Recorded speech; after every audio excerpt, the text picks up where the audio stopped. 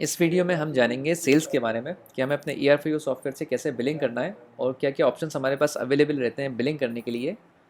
तो सबसे पहले हमें सेल्स की स्क्रीन को ओपन करने के लिए बैक रिबन में यहाँ सेल्स का ऑप्शन दिया रहता है, इसमें क्लिक करना होता है। हम इसको ओपन कर लेते हैं। ये हमारा सेल्स का पेज ओपन हो गया है। जब हम सेल्स का पेज ओपन करते हैं तो डिफ़ॉल्ट में यहाँ पे कैश सेल ओपन होता है हमारे पास, ठीक है। लेकिन यहाँ पे दो ऑप्शंस और अवेलेबल रहते हैं, जैसे कि क्रेडिट सेल और रिटर्न, जिनको हम बाद में डिस्कस करेंगे। अभी हम डिस्कस करेंगे कैश सेल के बारे में। तो यहाँ पे देखिए, जैसे कि हमने सेल स्क्रीन ओपन करा है तो हमारे पास में डिफ़ॉल्ट में कैश सेल ओपन हुआ है। इसके बाद नीचे हमारे पास कुछ ऑप्शंस अवेलेबल रहते हैं। फर्स्ट ऑप्शन यहाँ पे होता है सेल टाइप का। इसमें जब आप क्लिक करते हैं तो आपको दो ऑप्शंस मिलते हैं, GST एंड नॉन GST। यह हमें बताता है कि हमें किस टाइप का बिल बनाना है। अगर हम GST बिल बनाना चाहते हैं तो हम यहाँ पे GST सेलेक्ट करते हैं, और अगर हमें नॉन GST बिल बनाना है तो हमें यहाँ पे नॉन GST सेलेक्ट करना होता है। अब यहाँ पे कन्फ्यूजन होता है या क्वेरी होती है आपकी कि अगर हम यहाँ पे GST इन्वॉइस बना रहे हैं और हम एक ऐसा आइटम सेल कर रहे हैं जो कि हमने नॉन GST में सेव किया था, तो उसका क्या इफेक्ट आता है, उस कंडीशन में क्या होता है। देखिए, अगर आप यहाँ पे GST बिल बना रहे हैं और इस GST इन्वॉइस के अंदर आप एक ऐसा आइटम सेल कर रहे हैं जो आपने नॉन GST में परचेज़ किया था, ठीक है। तो अगर हम ऐसी सेल करते हैं और इसका जो अमाउंट है वो अगर हम कैश में लेते हैं, कि अगर हम GST का बिल बनाएं और वो आइटम यहाँ पे सेल करें जिसका जो हमने नॉन GST में परचेज़ किया था, और अगर इसका पेमेंट हम अगर कैश में लेते हैं, ठीक है, तो इस कंडीशन के अंदर जो हमारी GSTR1 रिपोर्ट होती है, ठीक है, उसमें वो आइटम शो नहीं होता है। लेकिन अगर आप किसी पेमेंट मोड के थ्रू उसका पेमेंट लेंगे, कि अगर हम यहाँ पे GST बिल बनाएं और ऐसा आइटम सेल करें जो कि हमने नॉन GST में परचेज़ किया था, उसकी पेमेंट अगर हम पेमेंट मोड से लें तो वो आइटम हमारा GST रिपोर्ट में शो होता है। तो ये डिफरेंस होता है कि अगर हम कैश में लेंगे उसका अमाउंट तो हमें वो GSTR रिपोर्ट में नहीं मिलेगा, उसका कोई डिटेल उसमें शो नहीं होगा। और अगर हम यहाँ पे उसको पेमेंट मोड सेलेक्ट करके बिल बनाएंगे, किसी पेमेंट मोड से थ्रू पेमेंट लेंगे हम, तो वो जो हमारा आइटम है वो GSTR रिपोर्ट के अंदर हमें शो होता है, ठीक है। तो ये हमारा एक डिफरेंस होता है, एक क्वेरी होती है हमारी।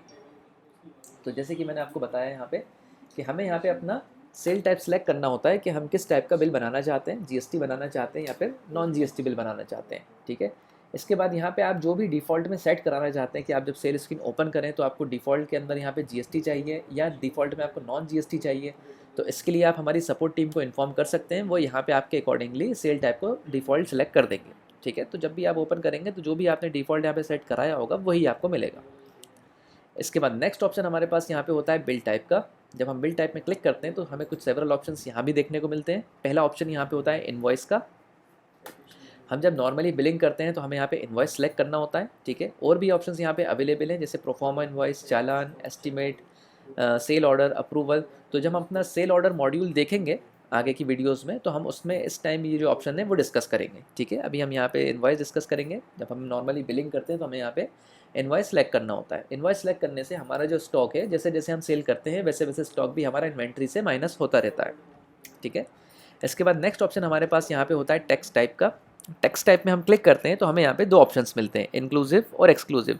यानी हमारी जो इनवॉइस के अंदर टैक्स है वो हम इंक्लूसिव रखना चाहते हैं, ठीक है, हमारे जो रेट है सेलिंग रेट उसके अंदर ही मिला हुआ हो, इंक्लूडेड हो, या फिर हम उसके ऊपर से लगाना चाहते हैं। तो हम अगर ऊपर से लगाना चाहते हैं तो यहाँ पे एक्सक्लूसिव का ऑप्शन भी अवेलेबल है। हम यहाँ पे इसको एक्सक्लूसिव का बिल भी बना सकते हैं जिसमें टैक्स सेलिंग रेट के ऊपर से लगता है, ठीक है। डिफ़ॉल्ट में यहाँ पे इंक्लूसिव सिलेक्टेड रहता है।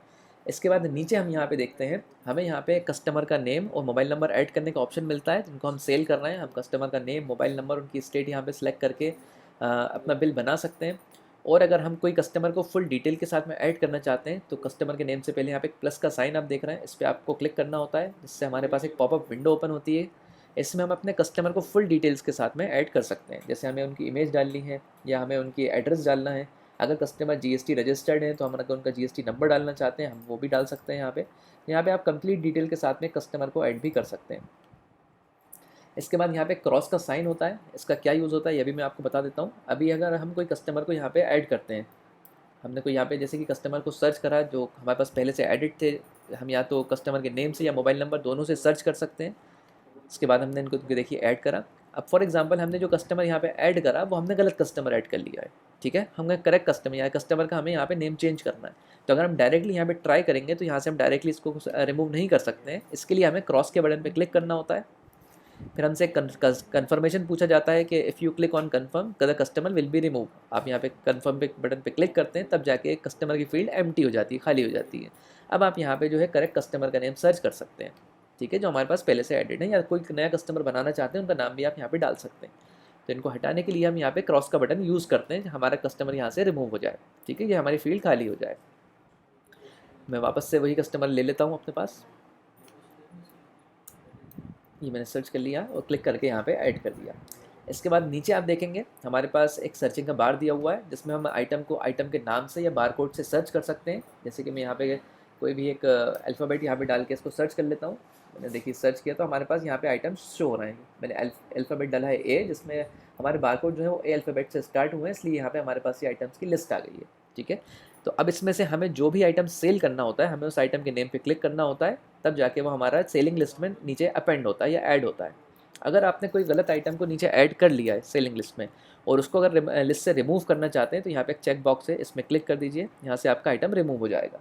ठीक है, दूसरा हमारे पास यहाँ पे सर्चिंग स्कैनिंग के लिए रहती है कि हम अगर बारकोड को डायरेक्टली स्कैन करना चाहते हैं, तो इस कॉलम में जाके हम डायरेक्टली अपने बारकोड को स्कैन कर सकते हैं। जैसे हम यहाँ पे एक बारकोड स्कैन कर लेते हैं 0001, जैसे हमने यहाँ पे 0001 स्कैन किया, आप देखें हम डायरेक्टली आइटम जो है नीचे अपेंड हो गया ऑटोमेटिकली, हमें क्लिक नहीं करना पड़ा। हम अगर इसको 2 बार स्कैन करते हैं सेम आइटम को, तो इसकी क्वांटिटी जो है हमारी 2 हो जाती है। यहाँ पे आप देखें क्वांटिटी हमारी 2 हो गई है। और अगर हम कोई और आइटम यहाँ पे स्कैन करेंगे, तो वो भी इसी तरह से लिस्ट में हमारा ऐड होता चला जाएगा। इस ऑप्शन का यूज़ हम फास्ट बिलिंग के लिए कर सकते हैं। अगर हम बारकोड स्कैनर यूज़ कर रहे हैं, डायरेक्टली अपने बारकोड से स्कैन कर सकते हैं, प्रोडक्ट स्कैन कर सकते हैं, और आइटम हमारे यहाँ पे ऑटोमेटिकली लिस्ट में ऐड होते जाएंगे, इस तरह से जैसे अभी आपने देखा। और कोई गलत आइटम अगर यहाँ से भी आपको हटाना हो, तो चेक बॉक्स पे क्लिक करके आप यहाँ से इसको रिमूव कर सकते हैं। इसके बाद आइटम जब हमारा नीचे ऐड हो जाता है, ठीक है, तो हमारे पास यहाँ पे क्वांटिटी को मैनुअली चेंज करने का ऑप्शन भी होता है। हम अगर चाहें तो मैनुअली भी यहाँ पे क्वांटिटीज़ कॉलम में क्लिक करके चेंज कर सकते हैं, हमें कितनी सेल करना है। ठीक है, इसके बाद यहाँ पे नेक्स्ट ऑप्शन हमारा रेट का होता है। हम रेट भी चेंज कर सकते हैं यहाँ पे, अगर हम अपना रेट चेंज करना चाहते हैं तो। ठीक है, सेलिंग रेट चेंज कर सकते हैं हम यहाँ से, लेकिन हमें यह ध्यान रखना था कि हम MRP यहाँ से चेंज नहीं कर सकते। MRP को यहाँ से एडिट नहीं किया जा सकता या चेंज नहीं किया जा सकता, सिर्फ क्वांटिटी और सेलिंग रेट को यहाँ पे चेंज किया जा सकता है। इसके बाद यहाँ पे 2 कॉलम्स आपको दिए हुए हैं डिस्काउंट के लिए, एक परसेंटेज में है कॉलम और एक हमारा है रुपीज़ के अंदर। ये हमारा आइटम वाइज डिस्काउंट है, अगर हम कस्टमर को देना चाहते हैं तो। ठीक है, तो हम यहाँ पे इसको कोई भी वैल्यू डाल के डिस्काउंट दे सकते हैं आइटम पे। अगर हमें कोई परसेंटेज में डिस्काउंट देना है, तो हम यहाँ पे परसेंटेज के कॉलम में एंटर कर लेते हैं। जैसे हमें अगर 5% डिस्काउंट देना है इस आइटम पे, तो हम यहाँ परसेंटेज के कॉलम में 5 एंटर करते हैं, जिससे कि आपने देखा कि रेट हमारा जो है डिस्काउंट का ऑटोमेटिकली कैलकुलेट हो गया है। ठीक है, इसके बाद यहाँ पे आइटम्स की एक्स्ट्रा डिटेल्स दी हुई हैं, जैसे कि क्या टैक्सेबल वैल्यू है हमारी, किस वैल्यू पे टैक्स लग रहा है, कितना इसमें GST है, कितना टैक्स लगा हुआ है 5%, और यही अमाउंट में कितना होता है 5% के अकॉर्डिंगली। ठीक है, फिर नेक्स्ट कॉलम हमें बताता है ग्रॉस रेट। ग्रॉस रेट का मतलब होता है ये सिंगल क्वांटिटी का हमें रेट बताता है। हमारे जितने भी इस आइटम की क्वांटिटी सेल हो रही है, तो सिंगल क्वांटिटी का हमें यहाँ पे टोटल रेट पता चलता है। और लास्ट कॉलम हमारा यहाँ पे होता है नेट अमाउंट का, ये हमें टोटल क्वांटिटी का रेट बताता है विद GST। ठीक है, इसके बाद राइट हैंड साइड पे आप देखेंगे तो हमें यहाँ पे हमारे पूरे बिल की समरी देखने को मिलती है कि हमारे बिल में कितने क्वांटिटी सेल हो रही है, इसमें कितनी टैक्सेबल वैल्यू है पूरे बिल में। ठीक है, और इसका कितना टोटल सेलिंग रेट हो रहा है। ठीक है, अगर हमने कितना हमारे यहाँ पे ग्रॉस रेट हो रहा है, अगर हमने कोई किसी तरह का डिस्काउंट दिया हुआ है तो। ठीक है, और ये हमारी बनती है नेट सेल वैल्यू। ठीक है, टोटल सेल वैल्यू हमारी यही बनती है। इसके बाद अगर हमारे टोटल बिल में कोई हमने एक्स्ट्रा चार्जेस भी लेने, या हमने कोई एक्स्ट्रा चार्जेस भी अपने कस्टमर से चार्ज किए हैं, तो हम उसको भी ऐड कर सकते हैं। इसके लिए हमारे पास नीचे एक ऑप्शन दिख रहा है यहाँ पे ऐड अदर चार्जेस का, यहाँ पे एक प्लस का साइन है, इस पर आप क्लिक करेंगे, आपके पास यहाँ पे एक रो अवेलेबल हो जाती है, ऑप्शन अवेलेबल हो जाता है, जिसमें हम एक्स्ट्रा चार्जेस भी ले सकते हैं। यहाँ पे फर्स्ट कॉलम होता है चार्जेस नेम का। इसमें अभी यहाँ पे फ्राइट चार्जेस ही डिफ़ॉल्ट में शो कर रहा है, क्योंकि यहाँ पे भी एक ही तरह के चार्जेस बने हुए हैं, बट हम इस लिस्ट में और भी चार्जेस बना सकते हैं। इसको हम देखेंगे जब हम सेटअप ऑप्शन डिस्कस करेंगे। ठीक है, तो हम सेटअप ऑप्शन का यूज़ करके यहाँ पे और भी चार्जेस इस लिस्ट में ऐड कर सकते हैं। यहाँ पे अभी डिफ़ॉल्ट में फ्राइट चार्जेस एडेड है। इसके बाद अगर आप ऐड अदर चार्जेस, जो एक्स्ट्रा चार्जेस हैं, उसमें भी अगर किसी तरह का GST चार्ज कर रहे हैं, तो यहाँ पे GST का कॉलम भी है, आप उसमें यहाँ पे अपने स्लैब से GST सेलेक्ट कर सकते हैं, कितना GST आपको चार्ज करना है। और इसका टाइप हमें एक्सक्लूसिव रखना चाहते हैं या इंक्लूसिव रखना चाहते हैं, तो हम यहाँ से भी सिलेक्ट कर सकते हैं। ठीक है, कि एक्स्ट्रा चार्जेस में जो GST है वो इंक्लूसिव रहे या उसके ऊपर से लगाना चाहते हैं, तो हमारे पास ये भी ऑप्शन यहाँ अवेलेबल रहता है। इसके बाद यहाँ पे अमाउंट का कॉलम होता है, जिसमें हमें चार्जेस एंटर करने होते हैं। फॉर एग्जांपल के लिए हम यहाँ पे 100 अमाउंट ले लेते हैं चार्जेस का, एक्स्ट्रा चार्जेस। तो अब आपने देखा कि हमारा ये 100 जो एक्स्ट्रा चार्जेस है टोटल बिल में ऐड हो गए, और हमारी वैल्यू हो गई है 404। नेट सेल की हमारी कितनी वैल्यू हो गई, 404। इसके बाद नेक्स्ट हमारा यहाँ पे होता है टेंडर का कॉलम। टेंडर का कॉलम हमें यहाँ पे बताता है कि कस्टमर हमें किस तरह से पेमेंट कर रहे हैं। ठीक है। तो कस्टमर हमें 2 तरह से पेमेंट कर सकते हैं, या तो हमें कैश में पेमेंट कर सकते हैं या किसी पेमेंट मोड के थ्रू पेमेंट कर सकते हैं। तो अगर आपको कैश में पेमेंट मिल रही है पूरी, तो आप यहाँ पे कैश के अंदर एंटर कीजिए, और अगर आपको किसी पेमेंट मोड के थ्रू मिल रही है तो आपको पेमेंट मोड के इस कॉलम में उसकी अमाउंट को एंटर करना होता है, ठीक है। कभी एक कंडीशन होती है कि कुछ पेमेंट हमें कैश से मिले और कुछ हमें पेमेंट मोड के थ्रू मिले, तो हम ऐसा भी कर सकते हैं। अभी हमारा बिल हो रहा है जैसे 404 रुपीज़ का, तो 100 रुपीज़ हम कैश के अंदर एंटर कर देते हैं। इसके बाद बची हुई जो क्रेडिट अमाउंट है वो हम डाल देते हैं किसी पेमेंट मोड के थ्रू, कि कस्टमर हमें किसी पेमेंट मोड से जैसे 304, ठीक है, ये हमें पेमेंट मोड से मिल रही है। मैंने इसमें आगे क्लिक किया तो यहाँ पे हमारी टोटल अमाउंट इस तरह से भी हम ले सकते हैं कस्टमर से, ठीक है। नेक्स्ट कंडीशन हमारे पास होती है कि हमारा बिल यहाँ पे टोटल हो रहा है 404 रुपीज़ का, बट कस्टमर हमको पे कर रहे हैं 500 रुपीज़, तो कैश के कॉलम में हम 500 एंटर कर दें, आगे हम क्लिक करें, पेमेंट मोड से हम 0 कर देते हैं यहाँ पे अमाउंट, ठीक है। कैश को हम 500 कर देते हैं यहाँ पे। तो हमें कितना कस्टमर को रिटर्न करना है वापस, तो हमें वो कैश रिटर्न के कॉलम में यहाँ पे शो हो जाता है, जैसे हमें 96 रुपीज़ रिटर्न करने हैं, ठीक है, अपने कस्टमर को। तो ये ऑटोमेटिकली हमें सॉफ्टवेयर यहाँ पे कैलकुलेशन करके बताता है।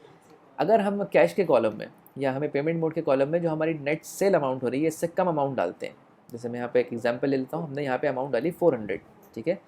तो कैश की कंडीशन में हम अभी बिलिंग करना है यहाँ पे कैश मोड में, ठीक है। अगर हमारा यहाँ पे कुछ अमाउंट क्रेडिट में शो हो रहा है, जैसे कि इस कंडीशन में आप देख सकते हैं 400 हमने कैश में लिया हुआ, कुछ अमाउंट हमारा 4 रुपीज़ जो है क्रेडिट में जा रहा है, इस कंडीशन में सॉफ्टवेयर आपको अलर्ट करेगा कि आप कैश सेल के अंदर हैं बट आप बिल क्रेडिट में बना रहे हैं। तो हम एक बार इस प्रोसेस को करके देख लेते हैं। 7 प्रिंट जैसे हम यहाँ पे हमने किया तो यहाँ पे हमें एक अलर्ट मिला है सॉफ्टवेयर से कि issue in tender select payment mode credit और पे फुल अमाउंट। या तो सॉफ्टवेयर कह रहा है या तो आप क्रेडिट मोड में अपना बिल बनाएं क्योंकि हमारी अमाउंट क्रेडिट में जा रही है, या तो फुल अमाउंट को पे करें, ठीक है। यहाँ पे अमाउंट के कॉलम में फुल अमाउंट की एंट्री करें।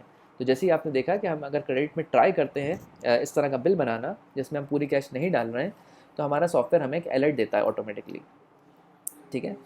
तो हम इसको फुल अमाउंट में ले लेते हैं, 404 में कैश कर लेता हूँ, ठीक है। इसके बाद सेल करने के लिए हमें यहाँ पे 7 प्रिंट का ऑप्शन दिया हुआ है, इसमें हमें क्लिक करना होता है जिससे कि हमारी सेल हो जाती है। तो अब हम इसको सेल के ऑप्शन पे क्लिक करते हैं। 7 प्रिंट पे आपसे कन्फर्मेशन पूछा जा रहा है, are you sure to save form, हमने इसको ओके किया।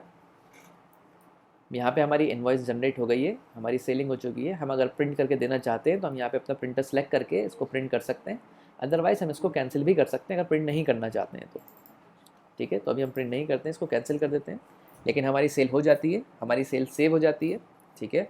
अगर आप लास्ट इनवॉइस को प्रिंट करना चाहते हैं, जो आपने लास्ट इनवॉइस यहाँ से जनरेट करी थी, तो हमारे इस स्क्रीन पे एक ऑप्शन अवेलेबल रहता है लास्ट इनवॉइस का, इसमें आप क्लिक कर सकते हैं। यहाँ पे हमारी लास्ट इनवॉइस ओपन हो जाती है, इसको आप फिर से यहाँ से डायरेक्टली प्रिंट कर सकते हैं, ठीक है।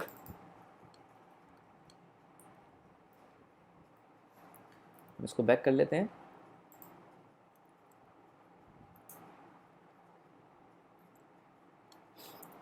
ठीक है, इस इनवॉइस को क्लोज करके। तो ये थी हमारी एक जनरल सेल स्क्रीन की फ़्लो। इसमें कुछ और ऑप्शन अवेलेबल हैं, वो भी हम डिस्कस कर लेते हैं। यहाँ पे एक ऑप्शन हमारा अवेलेबल रहता है इन स्टॉक का, ठीक है। यहाँ पे एक चेक बॉक्स होता है जिसको हम टिक या अनटिक कर सकते हैं, ठीक है। अगर हम यहाँ पे इसको अनटिक रखते हैं या इन स्टॉक को अनटिक रखते हैं तो हमारे यहाँ पे वो आइटम्स जो हैं वो भी सर्च होते हैं जो स्टॉक में नहीं है, उनको हम सर्च कर सकते हैं यहाँ पे ताकि वो शो हों। और अगर हम सिर्फ वही आइटम देखना चाहते हैं जो हमारे स्टॉक में है, सेल स्क्रीन में हम सिर्फ वही आइटम देखना चाहते हैं जो हमारे स्टॉक में है, तो हमें यहाँ पे क्लिक करना होता है इन स्टॉक में। तो इस कंडीशन में हमारे वही आइटम यहाँ पे शो होते हैं जो पे हमारे इन स्टॉक के अंदर है या इनकी क्वांटिटी हमारे पास है अभी, ठीक है। इसके बाद नेक्स्ट ऑप्शन हमारे पास यहाँ टोटल सेल का होता है। ये हमें अपने कस्टमर की टोटल सेल बताता है। जैसे कि हम यहाँ कोई कस्टमर का सर्च करते हैं, हमने यहाँ पे देखिए कस्टमर सर्च करके ऐड किया तो इनकी अभी तक कितनी सेल हुई है, राइट, इन्होंने हमसे अभी तक कितनी परचेजिंग करी है वो यहाँ पे टोटल सेल में शो होती है हमारी, ठीक है। तो ये था हमारा एक जनरल फ्लो एक कैश के लिए कि हमें कैश में किस तरह से बिलिंग करनी है, क्या क्या ऑप्शंस हमारे पास इनेबल रहते हैं, ठीक है, और हम किस तरह से कस्टमर को ऐड कर सकते हैं यहाँ पे अपने साथ साथ। जैसे हम सेल कर रहे हैं कि डिटेल्स के साथ में हम कस्टमर को ऐड कर सकते हैं, किस तरह से हम पेमेंट्स ले सकते हैं, राइट। इसमें एक एडिशनल इन्फॉर्मेशन हम यहाँ पे देखना चाहेंगे कि टेंडर के कॉलम में हमारे पास जो पेमेंट मोड्स शो होते हैं, तो इस लिस्ट के अंदर हम और भी पेमेंट मोड ऐड कर सकते हैं। जब हम अपना अकाउंटेंसी का पार्ट डिस्कस करेंगे उसमें हम ये देखेंगे कि हमें किस तरह से न्यू वॉलेट यहाँ पे ऐड करना है, वॉलेट पेमेंट्स यहाँ पे ऐड करनी है, ठीक है। तो ये था एक हमारा जनरल फ्लो कैश सेल के लिए। इसमें हमने कवर किया कि किस तरह से पूरी कैश सेल हमारी चलती है, क्या क्या हमारे पास ऑप्शंस इनेबल रहते हैं और किन ऑप्शंस का यूज़ करके हम अपने बिलिंग कर सकते हैं।